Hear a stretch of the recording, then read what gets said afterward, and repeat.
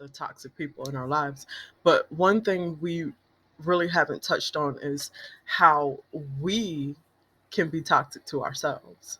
So we often think a lot about how the people around us hurt us in different ways, but how much of those feelings are real and how much is just simply made up in our minds? So I want you to take a second and think about this and ask yourself these questions. Do you often feel as if everyone's plotting against you? And do you think that the world is just out to get you in some way? Or do you feel as if people around you are just there to take you down? Okay, so like if you feel these things more than not, then you could have what's called a persecution complex. You cannot keep getting mad at people for sucking the life out of you if you're the one providing them with the straws. Lots of delusions. We all have our moments when we get a bit paranoid and have thoughts of others being out to get us in one way or another. It's too easy to place blame for negative situations on outside forces or when things don't pan out the way that we plan them to to go. But for some people, it's like a pervasive way of thinking that severely disrupts their lives. So, what exactly is a persecution complex?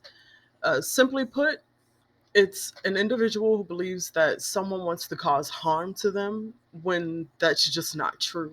This level of intensity and how long these feelings last can differ from one person to another. For example, a woman could think, oh, my husband's trying to kill me because his lover wants me out the way. Or you get your tinfoil hat people who say, I know that the CIA has my home bugged.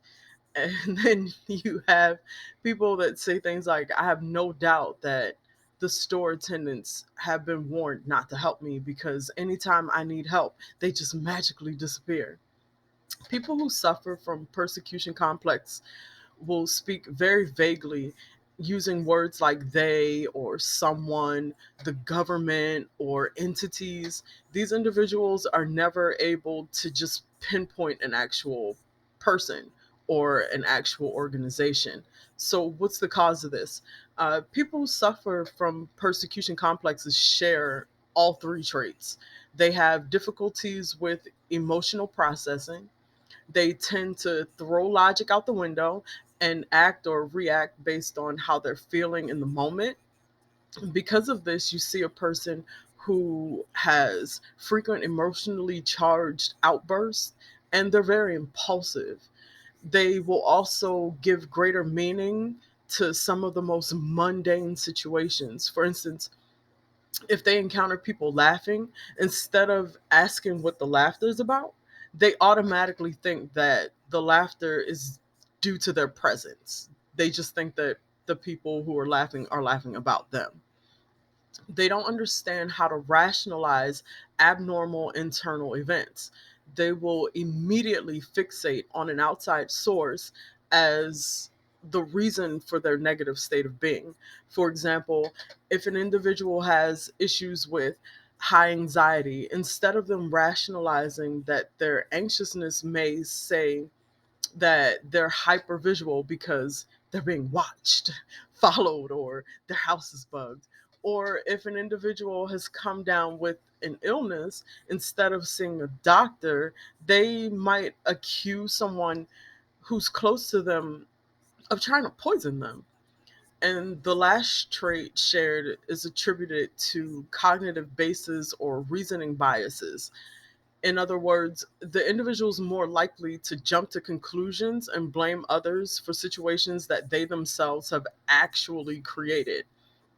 Uh, there was a comic strip, The Peanuts, and Charlie Brown sitting on the curb, and I believe it was Lucy that's standing in front of him, and he says something like, oh, I think I must have a persecution complex. And if you're familiar with the Peanuts comic strip, you completely understand why Charlie Brown would think that he has a persecution complex. But anyway, there's some factors that contribute to why some people suffer more than others, like your childhood traumas or your genetics, low self-esteem, being overly critical of yourself, or should I say overly negatively critical of yourself, people with tendency to worry a lot, people who are overly sensitive. But there's treatment. It does exist. You can get help for this. And it all boils down to seeking out therapy, professional help, and self love. You have to do some positive self talk and remove the negative entities from your life, be it situations, people, where you live, things like that. You have to remove as much negativity from your life as possible. And you have to speak positively to and about yourself. Too often we seek our happiness from outside sources and we never look within to find our happiness. It's whether you like it or not, it's not up to other people to make you happy. You have to find your happiness within you and then share it with other people, and then in return they share their happiness with you. So that's where your happiness comes from. It comes from within. It doesn't come from outside sources. You should not be seeking out other people to validate you in a positive way.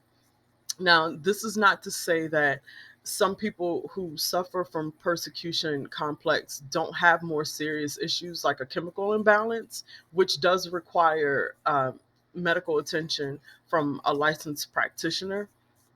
But in any case, I don't think you have to suffer in silence, and you don't have to suffer in silence. You deserve to be happy and healthy, and seeking out professional help when you can't achieve the peace of mind on your own is not and should not and will not be frowned upon.